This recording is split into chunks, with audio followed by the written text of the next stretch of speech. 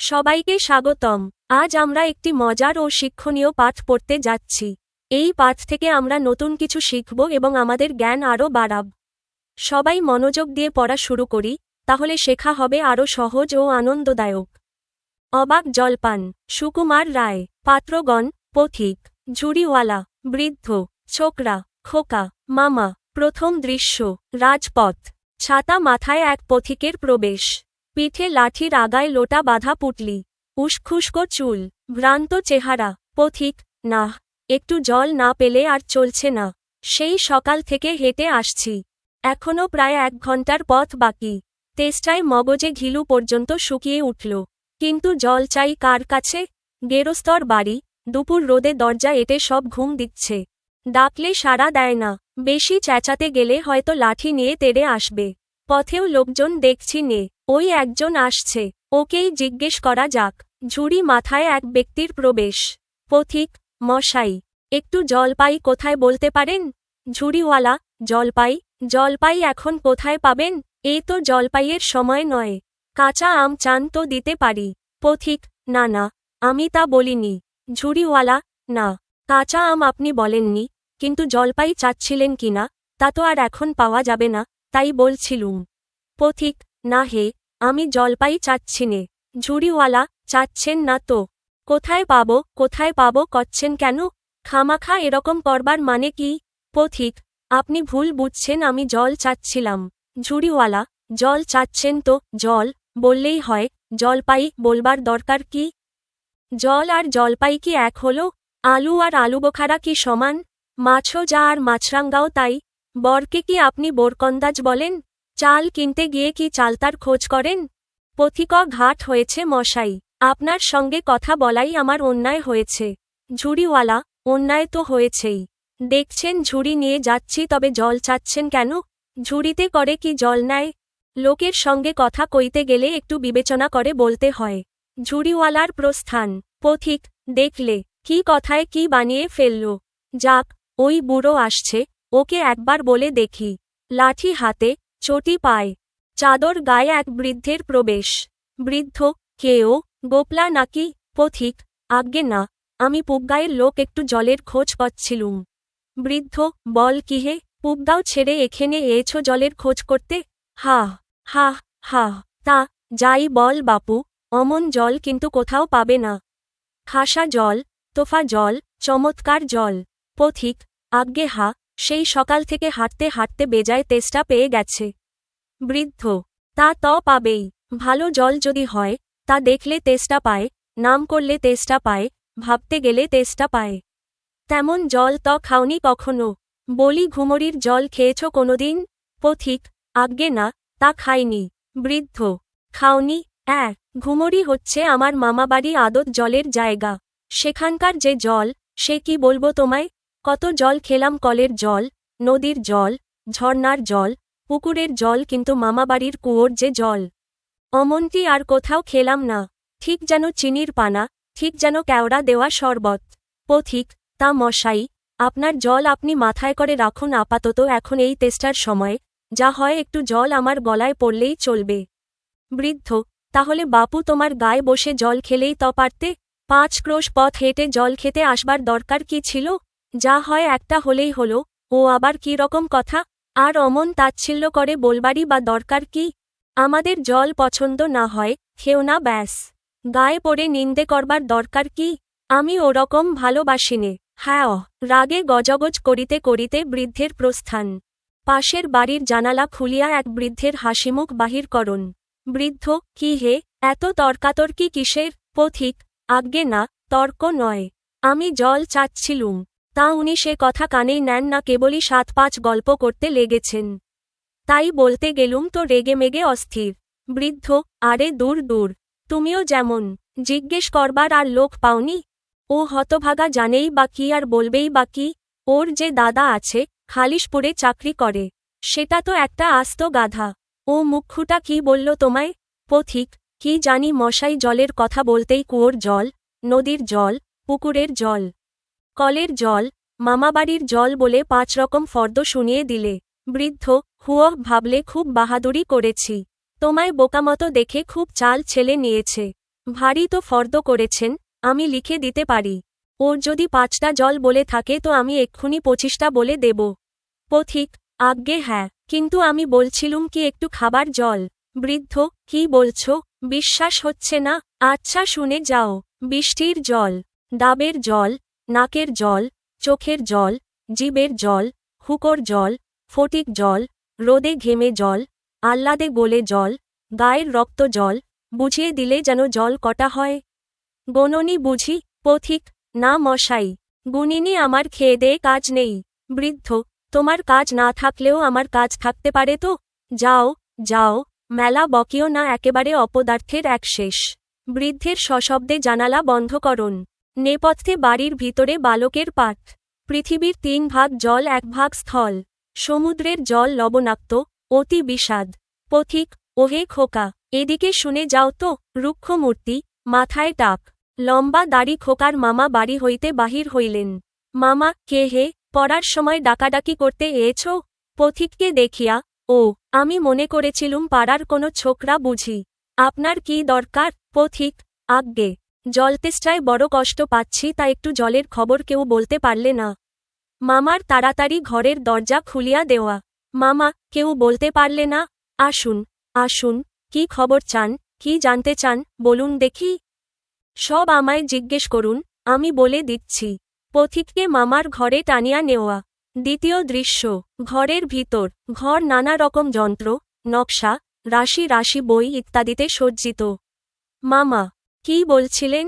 জলের কথা জিজ্ঞেস করছিলেন না? পথিক, আজ্ঞে হ্যাঁ, সেই সকাল থেকে হাঁটতে হাঁটতে আসছি। মামা, আহা হা, কি উৎসাহ, কি আগ্রহ, শুনেও সুখ হয়। এরকম জানবার আকাঙ্ক্ষা কজনের আছে? বলুন তো। বসুন, বসুন। কতকগুলি ছবি, বই আর এক টুকরো খড়ি বাহির করিয়া। জলের কথা জানতে গেলে প্রথমে জানা দরকার, জল কাকে বলে, জলের কি গুণ। পথিক, আজ্ঞে, একটু খাবার জল যদি। মামা, আসছে, ব্যস্ত হবেন না, একে একে সব কথা আসবে। জল হচ্ছে 2 ভাগ হাইড্রোজেন আর 1 ভাগ অক্সিজেন। পথিক, এই মাটি করেছে। মামা, বুঝলেন? রাসায়নিক প্রক্রিয়ায় জলকে বিশ্লেষণ করলে হয় হাইড্রোজেন আর অক্সিজেন। আর হাইড্রোজেন আর অক্সিজেনের রাসায়নিক সংযোগ হলেই হবে জল। শুনছেন তো? পথিক, দেখুন মশাই, কি করে যে কথাটা আপনাদের মাথায় ঢোকাব তা তো ভেবে পাইনে। বলি, বারবার করে যে বলছি, তেষ্টায় গলা শুকিয়ে কাঠ হয়ে গেল, সেটা তো কেউ কানে নিচ্ছেন না দেখি। একটা লোক তেষ্টায় জল জল করছে, তবু জল খেতে পায় না। এরকম কোথাও শুনেছেন? মামা, শুনেছি বইকি, চোখে দেখেছি। বদ্রীনাথকে কুকুরে কামড়াল। বদ্রীনাথের হলো হাইড্রোফোবিয়া, যাকে বলে জলাতঙ্ক। আর জল খেতে পারে না, যেই জল খেতে যায় অমনি গলায় খিঁচ ধরে। মহা মুশকিল। পথিক, না, এদের সঙ্গে পেরে ওঠা গেল না, কেনই মরতে এসেছিলাম এখানে। বলি মশাই, আপনার এখানে নোংরা জল আর দুর্গন্ধ জল ছাড়া ভালো খাঁটি জল কিছু নেই? মামা, আছে বইকি, এই দেখুন না, বোতল ভরা খাঁটি টাটকা ডিস্টিল ওয়াটার, যাকে বলে পরিদ্রুত জল। বড় সবুজ একটি বোতল আনিয়া মামা পথিককে দেখাইলেন। পথিক, ব্যস্ত হইয়া, এ জল কি খায়? মামা, না, ও জল খায় না, ওতে তো স্বাদ নেই, একেবারে বোবা জল কিনা। এইমাত্র তৈরি করে আনলো, এখনো গরম রয়েছে। পথিকের হতাশ ভাব। তারপর যা বলছিলুম শুনুন, এই যে দেখছেন গন্ধওয়ালা নোংরা জল, এর মধ্যে দেখুন এই গোলাপি জল ঢেলে দিলুম, ব্যাস, গোলাপি রং উড়ে সাদা হয়ে গেল। দেখলেন তো? পথিক, না মশাই, কিচ্ছু দেখিনি, কিচ্ছু বুঝতে পারিনি, কিচ্ছু মানি না ও কিচ্ছু বিশ্বাস করি না। মামা, কি বললেন? আমার কথা বিশ্বাস করেন না? পথিক, না, করি না। আমি যা চাই তা যতক্ষণ দেখাতে না পারবেন, ততক্ষণ কিচ্ছু শুনব না, কিচ্ছু বিশ্বাস করব না। মামা, বটে, কোনটা দেখতে চান একবার বলুন দেখি, আমি চোখে আঙ্গুল দিয়ে দেখিয়ে দিচ্ছি। পথিক, তা হলে দেখান দেখি। সাদা, খাঁটি চমৎকার 1 গেলাস খাবার জল নিয়ে দেখান দেখি, যাতে গন্ধ পোকা নেই, কলেরার পোকা নেই, ময়লা টয়লা কিচ্ছু নেই। তা দিয়ে পরীক্ষা করে দেখান দেখি। খুব বড় 1 গেলাস ভর্তি জল নিয়ে দেখান তো। মামা, এক্ষুনি দেখিয়ে দিচ্ছি, ওরে ট্যাপা, দৌড়ে আমার কুজো থেকে 1 গেলাস জল নিয়ে আয় তো। পাশের ঘরে দুপদাপ শব্দে খোকার দৌড়। নিয়ে আসুক, তারপর দেখিয়ে দিচ্ছি। ওই জলে কি রকম হয়, আর নোংরা জলে কি রকম তফাতে হয়, আমি সব এক্সপেরিমেন্ট করে দেখিয়ে দিচ্ছি। জল লইয়া ট্যাপার প্রবেশ। এই খানে রাখো। জল রাখিবামাত্র পথিকের আক্রমণ মামার হাত হইতে জল কাড়িয়া এক নিঃশ্বাসে চুমুক দিয়া শেষ করা। পথিক, আহ, বাঁচা গেল। মামা, চটিয়া, এটা কি রকম হলো মশাই? পথিক, পরীক্ষা হলো, এক্সপেরিমেন্ট। এবার আপনি নোংরা জলটা একবার খেয়ে দেখান তো কিরকম হয়। মামা, ভীষণ রাগিয়া, কি বললেন? পথিক, আচ্ছা থাক, এখন নাই বা খেলেন, পরে খাবেন। আর গায়ের মধ্যে আপনার মতো আনকোড়া পাগল আর যতগুলো আছে সবকটাকে খানিকটা করে খাইয়ে দেবেন। তারপর খাটিয়া তুলবার দরকার হলে আমায় খবর দেবেন, আমি খুশি হয়ে ছুটে আসব। হতভাগা জোচ্চোর কোথাকার। পথিকের দ্রুত প্রস্থান। পাশের গলিতে সুর করিয়া হাঁকিতে লাগিল, অবাক জলপান। অংশবিশেষ।